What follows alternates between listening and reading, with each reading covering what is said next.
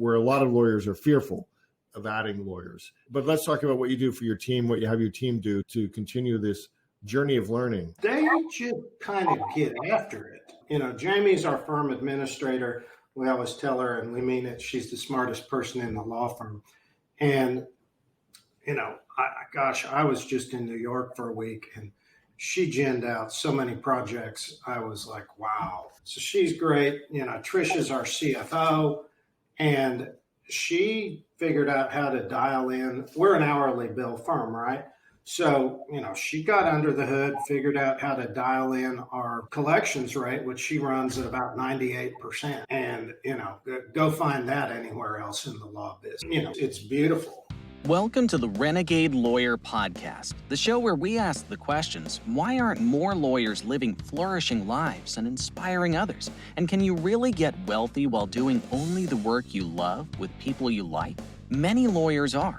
Get ready to hear from your host, Ben Glass, the founder of the law firm Ben Glass Law in Fairfax, Virginia, and Great Legal Marketing, an organization that helps good people succeed by coaching, inspiring, and supporting law firm owners.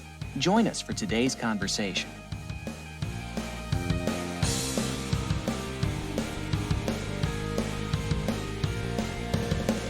Hey everyone, this is Ben Glass. This is the Renegade Lawyer Podcast. Through each episode, I get to interview interesting people inside and outside of legal. Today, I've got a great guest, Matt Davis. I've met Matt because he's a part of our highest end lawyer mastermind group. Matt is a business lawyer running Davis Business Law out in Oklahoma and other states. He actually has 8 offices altogether. And Matt's that combo of, he's a great guy, he's a great lawyer, he's an entrepreneur, but he's helping entrepreneurs because this entire business is helping businesses get their stuff straight and organized. And he's really got a great model for adding lawyers and expanding his geographic reach. And so this is going to be a fun interview. Matt has been a guest on a lot of podcasts. He is got over 25 years experience. Inc. Magazine published his first book, The Art of Preventing Stupid. And Matt is famous in our group for coming up with little one-liners describing all different variations of stupid. And we laugh. And then they published The Strong Protected Business. And he's got his own podcast, The Strong Protected Business and the Art of Preventing Stupid, of course. 5 kids, 2 adopted. I want to talk about that because we have something in common there. Thanks for carving out some time today.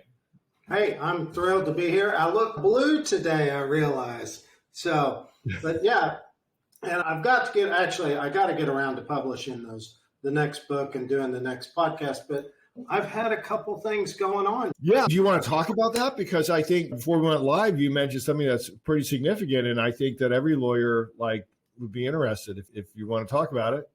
Yeah, we've been growing. We've been scaling the firm, and we had a great COO who I always was tickled. He was the number 10 JAG officer in the Air Force. So he used to answer to a 4-star general, and then he started answering to me, which people would say, oh yeah, Matt's Derek's boss. I'm like, yeah, I'm not sure I'm really his boss.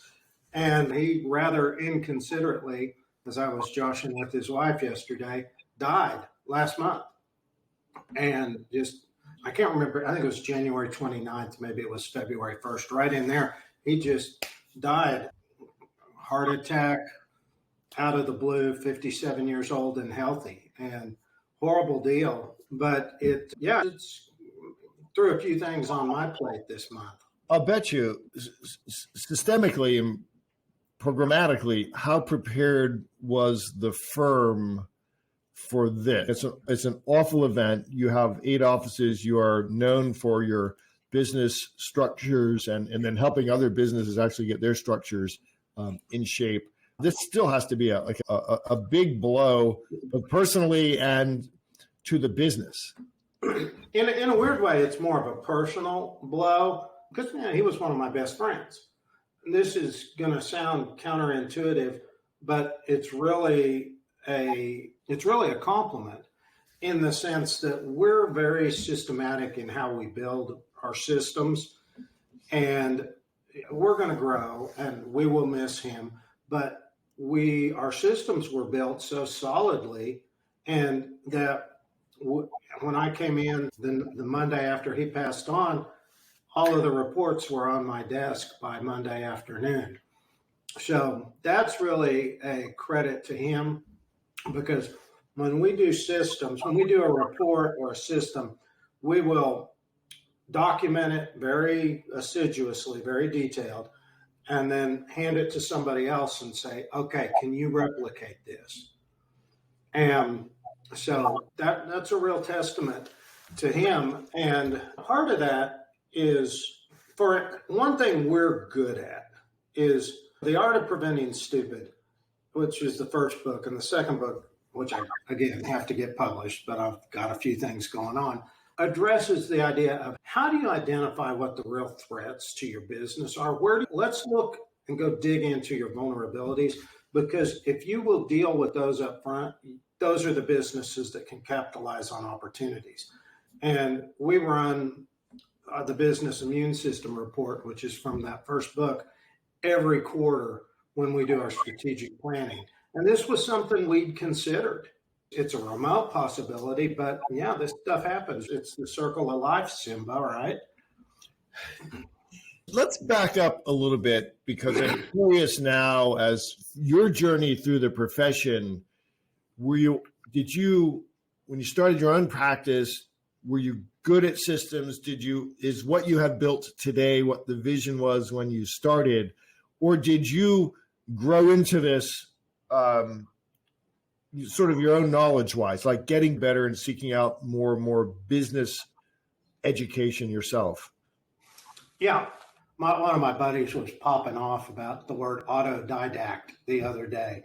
And, I'm a self-motivated learner, and you've heard me pop off about this book, that book. I'm constantly reading, but I'm pretty selective anymore about what I read. No, I was 45 years old. I had a very sophisticated marketing strategy in that I was not in the phone book and I didn't have a website.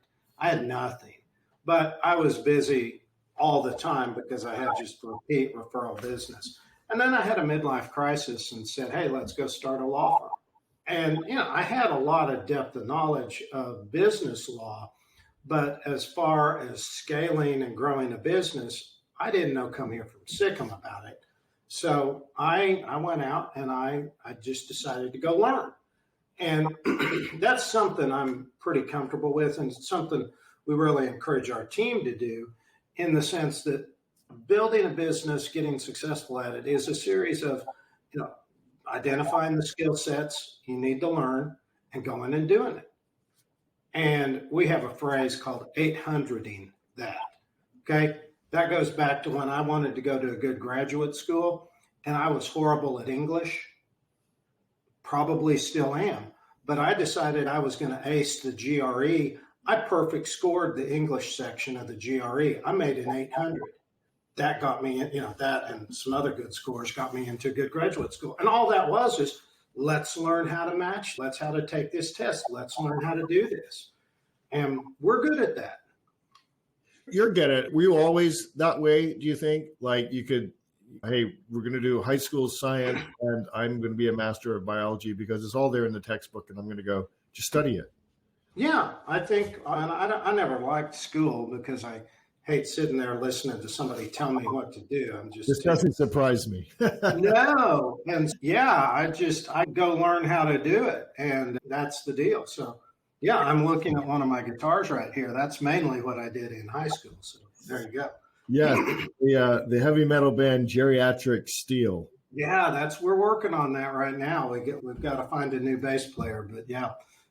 I've been working on some new songs. That's fun. One of the things you mentioned a minute ago is that you encourage your team as well to go out and to be learners and to learn how to learn. Talk to us a little bit about that, because I'm going to get to where we talk about how you scale out to 8 different offices and people are all organizing go crazy. And I remember from prior conversations, it's like every lawyer you add, you can calculate exactly how much extra money is going to come down to your pocket, where a lot of lawyers are fearful of adding lawyers. But let's talk about what you do for your team, what you have your team do to continue this journey of learning. They just get after it. Jamie's our firm administrator. We always tell her, and we mean it, she's the smartest person in the law firm. And, I was just in New York for a week, and she ginned out so many projects. I was like, wow. So she's great. Trisha's our CFO, and she figured out how to dial in. We're an hourly bill firm, right? She got under the hood, figured out how to dial in our collections, which she runs at about 98%. And go find that anywhere else in the law biz. It's beautiful.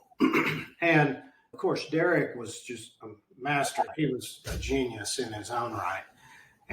But I guess the point is, it doesn't take a real genius to learn things. You just have to respect the curve, but you can't let it intimidate you. And by the curve, on the learning curve, you have to go, hey, I know I need to know this. I know I need to get better at this skill, and just have the internal confidence to go, okay, we can figure this out. And then guess what? Once you learn and once your team learns to go figure things out, they'll go do it. And it's fun. Now, you sometimes get people on your team that won't go do that. And I get them off my team real quick. I'm pretty intolerant of people that won't learn stuff. I'll just ask them to leave. I'll say, it's time for you to go. You're not going any further with us. Let's talk about that for a minute, because you just packed a lot of things here, including we're going to come back to the 98% collection rate, which would stun many lawyers who are listening to this who do hourly billing and flat fee billing. But so many law firms fail, or they struggle and they don't ever get out of their own way. And so how are you all screening for, and you might be good, you might not be good at it, but how are you trying to screen for the personality that is going to continue learning? And you won't have to have the discussion, hey, I just need you to leave, because you're not trying to go learn. Because I think it's an interesting phenomena, Matt, for owners. Like, we need folks who will come and grind and do the work. Owners are often weirdly hesitant to let the lawyers grow and unleash themselves. And yet you're building something with that personality type. So you're screening for it. You're getting rid of it when you're wrong on the screen. What are you all doing? Or is it all just, don't tell me it's all just luck and you let them in and then you kick them out? No, it's intentionality with a lot of mistakes. How about that? Sure, yeah. Let's separate staff from attorneys, because I have a whole different thought process about hiring attorneys. And I had some bad hires last year, and I learned a lot from that. But so I've got right here Jeff Smart's Who, which is the best hiring book, coupled with Hiring for Attitude. It's a pretty simple principle that underlies that book, which is the leopard doesn't change its spots. It's that simple. The people that go learn, that create solutions, that want to go create solutions, that's what they do. The people that want to sit on their duffs, that's what they do. And I've made some mistakes hiring some people that I thought were creative and ambitious and wanted to help us build something. And all they really wanted was a paycheck and to sit around and waste my time. And I'll give you a couple projects, and you fail at them, you're gone. And I remember I had a receptionist years ago, and she's a really brilliant woman. And she said to me years later, said, you just started throwing stuff at me and said, here, figure this out. Don't be a chicken, S-H-I-T. And, so we really, look, I make mistakes with that, but it's my best answer. In the attorney space, how are you finding the hiring market? A lot of what we hear is that it's challenging to bring up. You have a unique environment and a unique, I think, law firm philosophy. So I know that from your participation with our groups. But let's talk about that for a moment. How are you finding the market? How are you getting these lawyers? Okay, let me back up with this. We're an hourly bill firm, and our billing quota for our attorneys is 6 hours a day. And we very much sell quality of life to our attorneys, because those are our internal customers. Our first core value is believe and protect their dreams. That really means the staff and the attorneys before it means the clients. Of course, it means the clients too. But if, like Richard Branson said, you take care of your team, they'll take care of your customers. 100%. Preach it, brother Matt. Yeah. And our billing quote, I may have said this, is 6 hours a day. And I could do it a different way. We've heard of other law firms that just pay people on collections. My attitude about that is I'm not taking care of you if I let you do that. And it really doesn't help our culture, because if you want to have a productive legal career, you need to be billing 6 hours a day. From our perspective, you're going to end your legal career with a good 401k. You're going to have made good money and so on. So that's the structure. And I'm really passionate and really determined about that. Now, for sourcing of attorneys, we used Hiring for Attitude for our ad, which people think is insane. It has cracks in there. Look, we don't hire any Eeyores. And most law firm ads read, would you like to work for a prestigious law firm and be a douchebag to humanity? And they're just so predictable. And so we really set ourselves up as a distinction or as a different place, and we are. And so we'll use LinkedIn quite a lot. I've got 2 campaigns running right now on LinkedIn. And then we'll use some recruiters here and there. I'm pretty selective about where I'll use recruiters because they're expensive. But if it's a particular market, say a new market we're going into, I am willing to use recruiters because I need somebody with a higher level of confidence, somebody who I would call a first chair attorney. In a smaller market or in a market where we're more established, I'm pretty comfortable using LinkedIn because it's like in our bigger markets, I've already got 3 or 4 first chair attorneys. And so we can basically have an associate.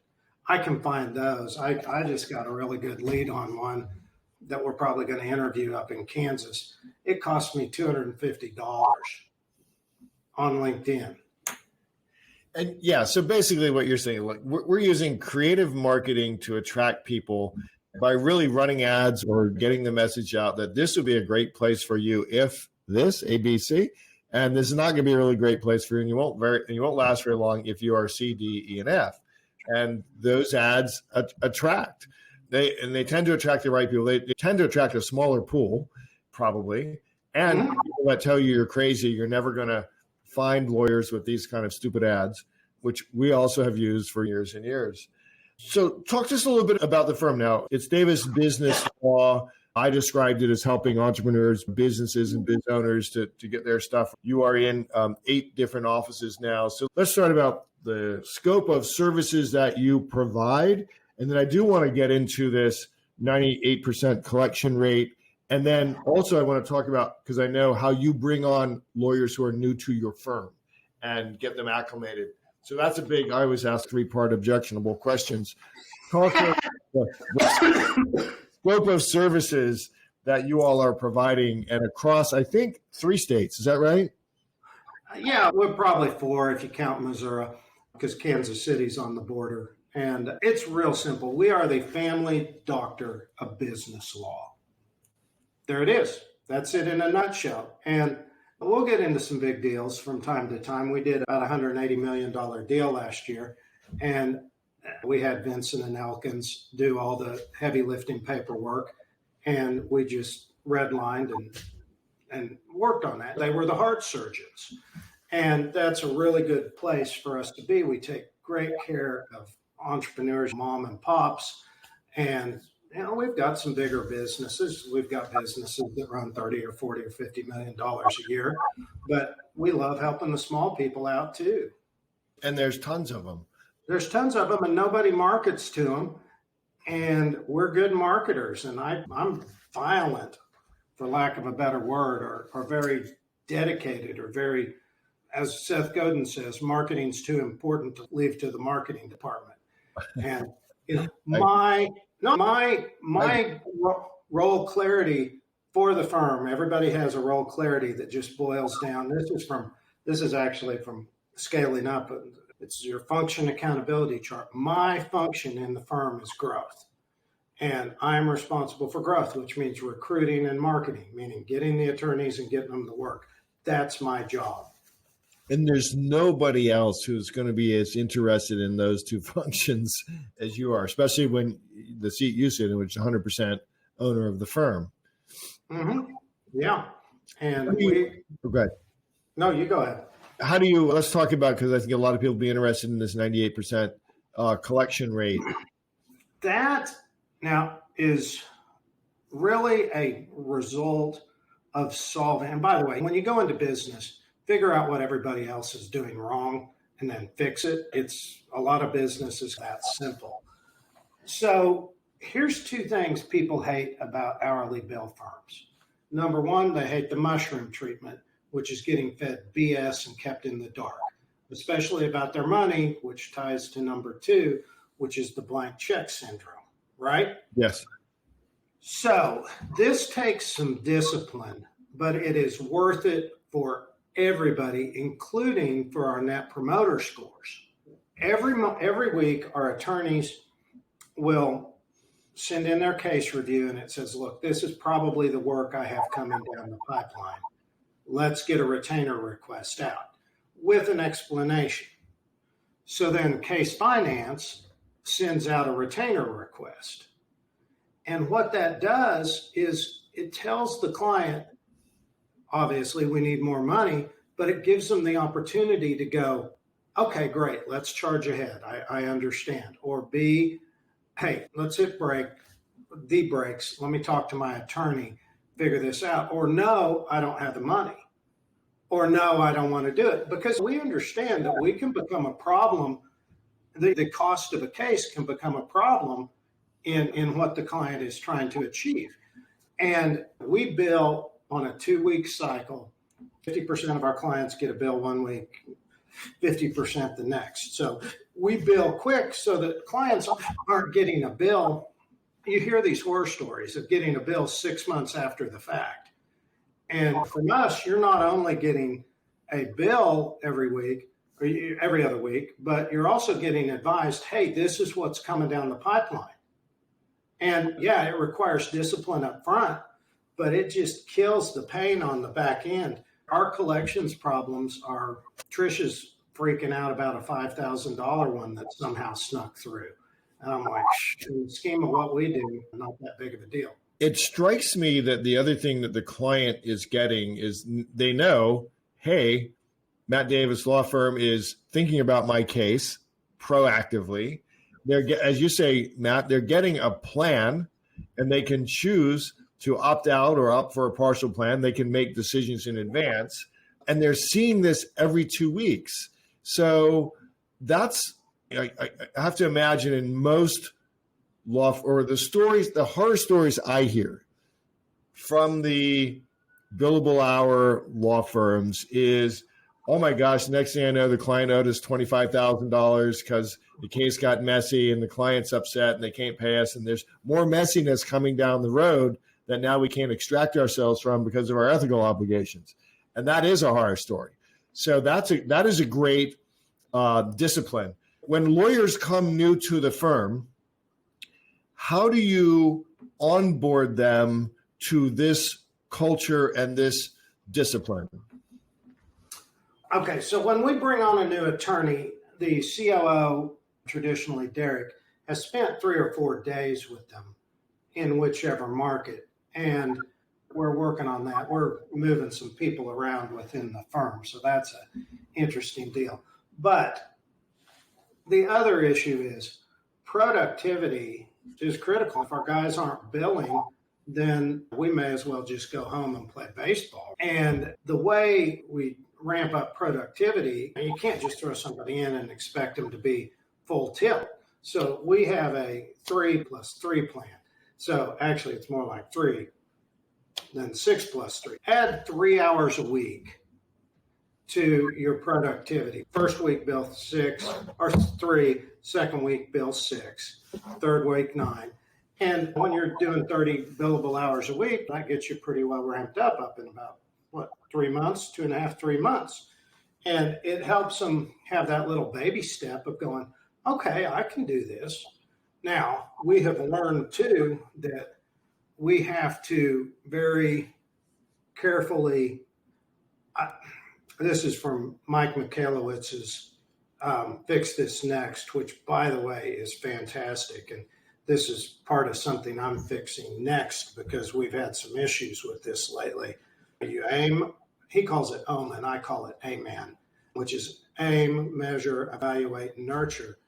And you just have to watch that like a hawk, because if your productivity slips, just like if your collections rates slip, you're just doing this for jollies.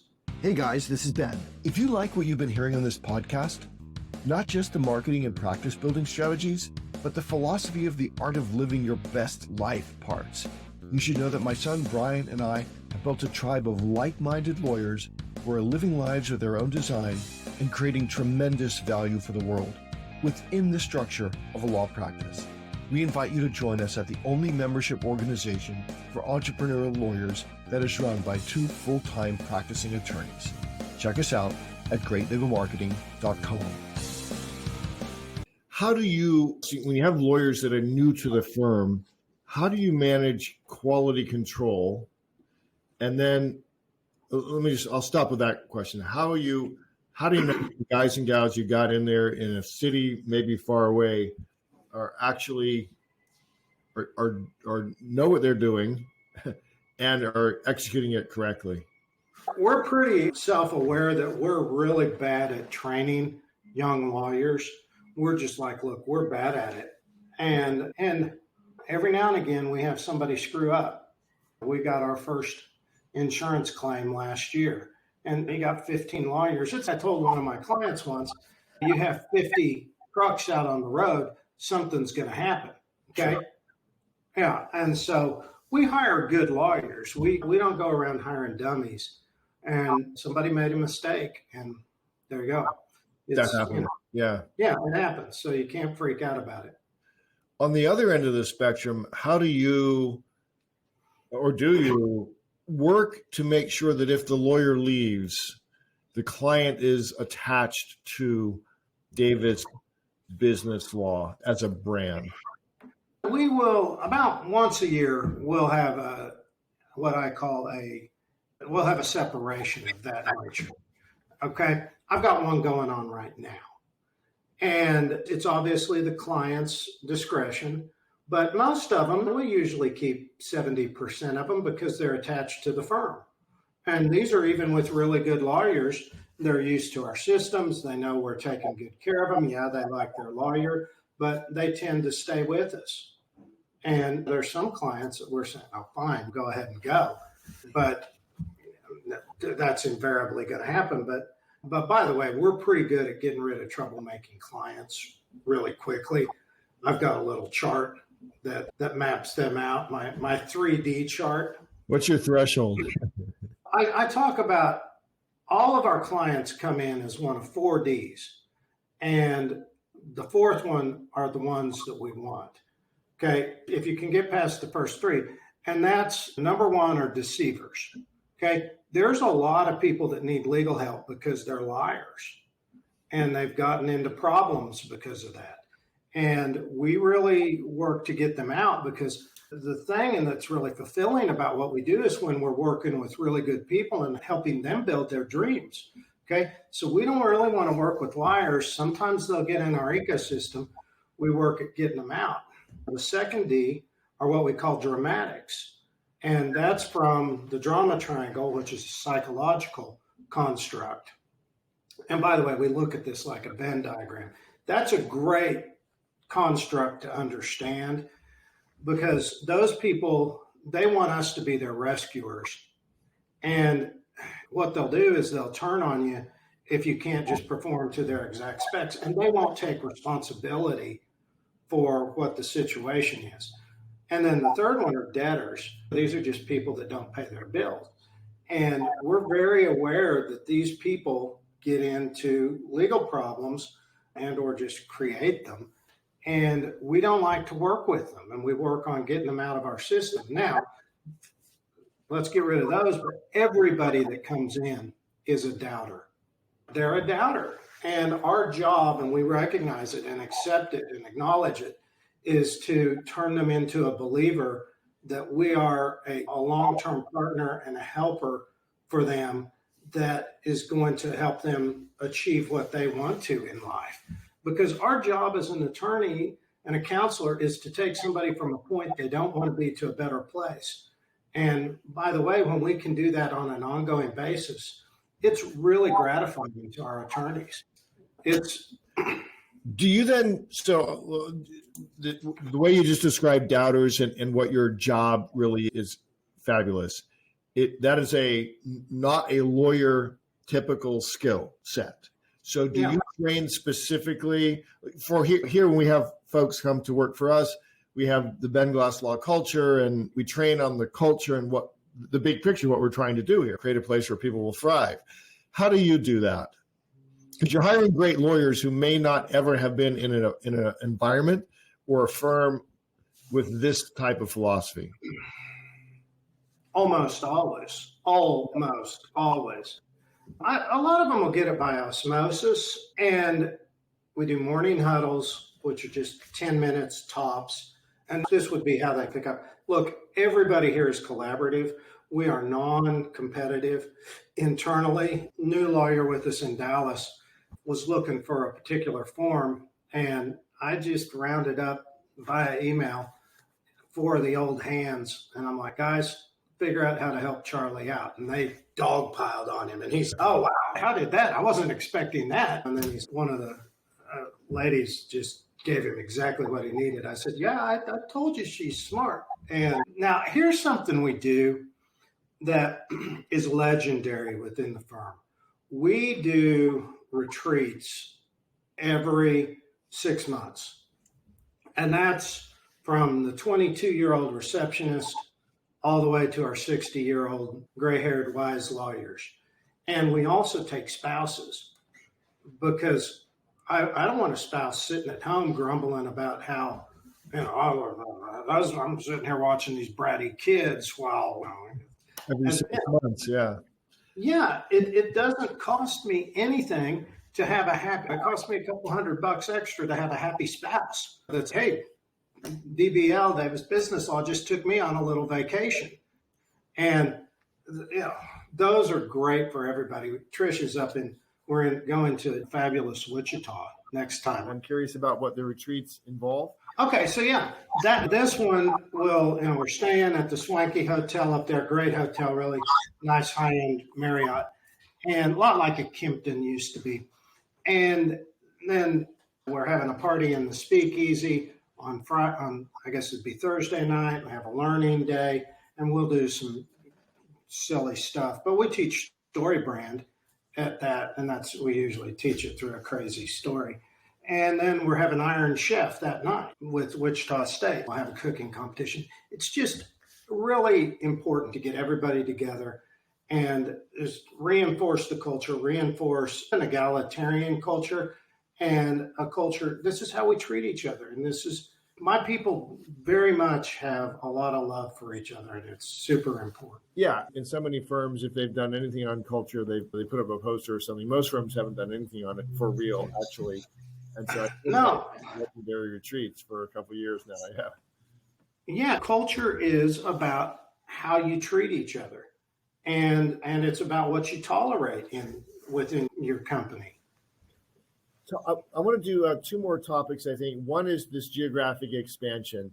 So again, a lot of lawyers in the small space talk about geographic expansion. It's sometimes challenging. Sometimes they want to do it. It's an SEO play. You have obviously done it a number of times. Is there a formula in terms of choosing and then ramping up another location office? First thing, we like to hit base hits. So we don't go swinging for the fence. I live in Enid, which is a small market, very small market. And I hate lines, so I like to live in my hometown. So we started in Oklahoma City, which is an hour and a half away. And then we just decided, okay, let's figure out what it takes to do this. And let's become a multi-state, multi-office law firm. So we went to Tulsa and Wichita and started growing from there. Yeah, SEO or SEM is important, figuring out what marketing strategies work for you. We are very digital, which we think is a great strategy. And by the way, it's a great strategy because I tell all my attorneys, you are not joining any chamber of commerce because that's a waste of time. That's like the antiquated marketing strategy. Yeah, it works to an extent, but and by the way, we're not going to compete with people in there. We're going to compete in our space. And so and then we've learned you have to hire when you're starting a new market. For us, we have to hire somebody who has a higher degree of confidence.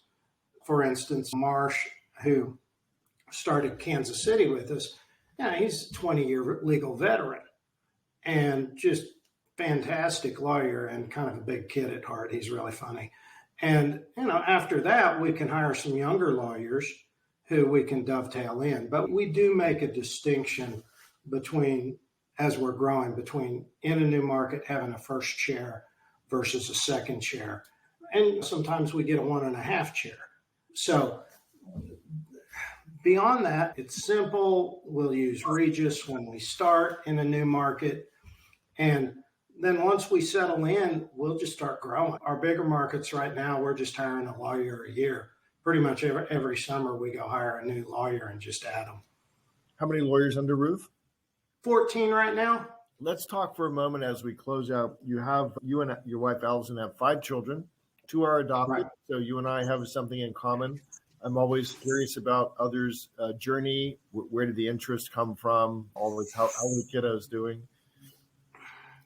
Yeah, we had 3 as you put the math together there. And we just wanted to prove we were crazy. So we adopted some kids. And I'm joking, but we wanted some more kids, and Allison had aged out. She's 7 years older than me. Nobody believes that when I tell them that. And I married her because I wanted a dead even chance of getting some life insurance, and because women die 7 years sooner or later. With Matt go, by the way, in our mastermind group. You just never know what is actually going to come out of his mouth to make us laugh. Yeah. And our neighbors, or some of the people in the neighborhood, they'd adopted from Russia, and we used the same agency to do that. It was wild. It was just like the Wild West. Matt, you got the 5 bottles of single malt scotch and the 5 bottles of Chanel you got? Okay, let's go to the courthouse. Russia was just crazy. And then that's Luke, and Sally's Ethiopian, and Ethiopia was so civilized and so nice, and they're just like the nicest people in the world. And by the way, when I'm out in your town in DC, there's a lot of Ethiopians there because there's a direct flight from Addis to DC. As a matter of fact, we brought Sally in through DC, and I see those Ethiopians, and you were at the table. I started dropping Amharic words. And he's just like, how does this white boy know my language? And white boy from the middle of America. Yeah. So it's a huge blessing to us. And although I'm about to kill them for messing up the kitchen all the time. So there's probably another phrase to use, about to kill them. All right. So we entrepreneurs who are owners of firms are always working either on opportunities or solving issues. Obviously, you have a big issue with the passing of Derek because he was a very significant part of it. It sounds like you are working your way through that. I think you mentioned earlier you're going through some sort of a separation with at least one of your lawyers now. But we're still in the first quarter of 2024. We're recording this. What's on the plate, do you think, for 2024 for Davis Business Law? We're regrouping right now, of course, from Derek, and we've got a meeting 2 days from now with the attorney that's looking into pretty much cinched up. We just want to firm that up. He's coming over from Tulsa. And right now, I've been reading Michalowicz's Fix This Next, and we're working on a couple productivity issues and just refining that. Because, You can collect all you want, but if you don't have anything to bill, that's pretty painful. And one reason that's off the track a little bit is because Derek's, our COO's role clarity, they are responsible for productivity. And when he up and dies on us, that naturally goes off the tracks. So I am just assiduously dialing that in right now. We've been redoing reports, and then we're going to go grow. We keep a lot of money in the bank. We run very conservatively, and which opens up opportunities to you. We were talking about that at GLM. I was talking with one of the other owners, and we were talking with one of the younger guys going, it's just a spiritual thing. When you've got money in the bank, you can just make better decisions because you're not freaking out all the time. So we've got cash in the bank. We can go grow whenever we want. Right now, we're going to stabilize some stuff. We're going to get the new team together, and then we'll probably go pop Springfield, Missouri, which is about a 500,000 person market. We'll go pop probably maybe Northwest Arkansas. That's another 500,000. San Antonio, Houston, those sorts of places. So we did our strategic planning like 3 days before Derek died. So it all went out the window. My Lord. Prior to Derek's passing, how much time were you spending on legal versus your chief role, which is? Last year, I spent way too much time. And I really realized that what was happening is if we had an attorney separate, I would end up with some of their cases. I clearly divorced myself from that.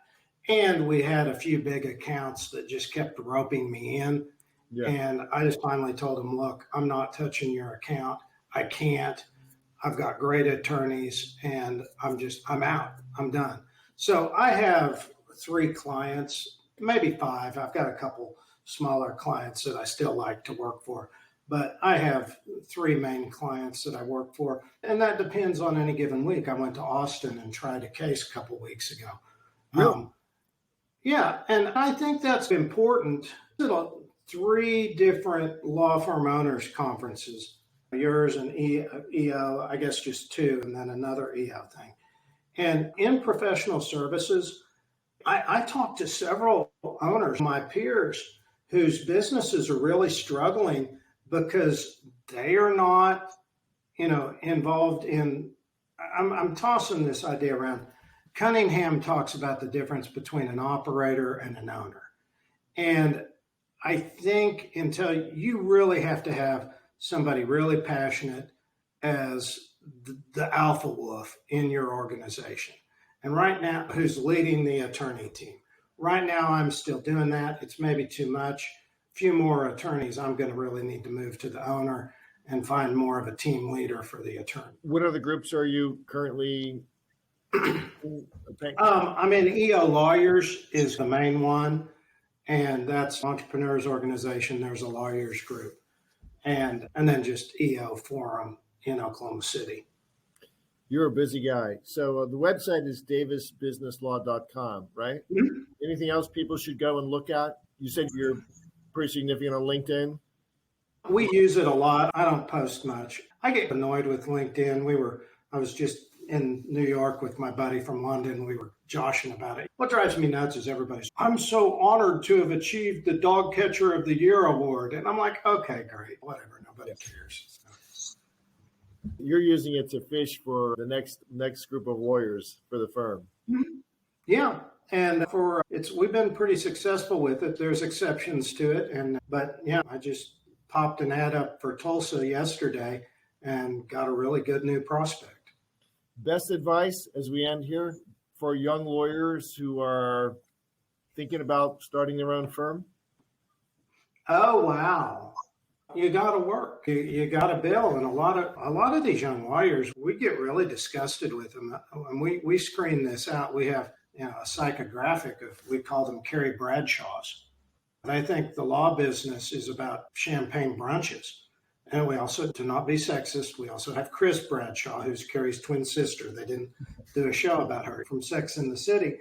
And man, it's about helping people. You got to get your hands dirty and you got to put your heart into it. And if you're just going to be a slacker, go work for a company. And if you're going to go grow and build a firm, figure out how to help other attorneys have a great place to work. That's the deal. You've heard me say this. People ask me what business I'm in. I say, I'm in the attorney lifestyle business. I'm going to give attorneys a great place to work. I'm going to support them. I'm going to take care of a lot of the problems of practicing law for them. And I do that, my boat rises. And they come in and they build their 6 hours a day. And like you say, over time, they build that great savings and that retirement plan and all of that. And you've really created a place where if they want to work, they can work and they don't have to do much else. You're going to go out and help them get the cases and work. Yeah. And as they grow, our attorneys will get in and they'll build a book of business within the firm and we give them a cut of that. Marsh just picked up a new case that's a repeat case. He's going to make a nice cut off of that too. So there you go. Yeah, we take good care of our peeps. You do. Thanks so much, Matt, for carving out the time. Thank you. I had no idea that it was such a tumultuous couple of months here for you. So wish you continued luck as you move forward there. And of course, we'll see you hopefully in April at our next quarterly meeting. Yes, sir. We'll be there. Okay. Thank you. Thank you, Matt. Bye-bye now. If you like what you just heard on the Renegade Lawyer Podcast, you may be a perfect fit for the great legal marketing community. Law firm owners across the country are becoming heroes to their families and icons in their communities. They've gone renegade by rejecting the status quo of the legal profession so they can deliver high-quality legal services coupled with top-notch customer service to clients who pay, stay, and refer. Learn more at greatlegalmarketing.com. That's greatlegalmarketing.com.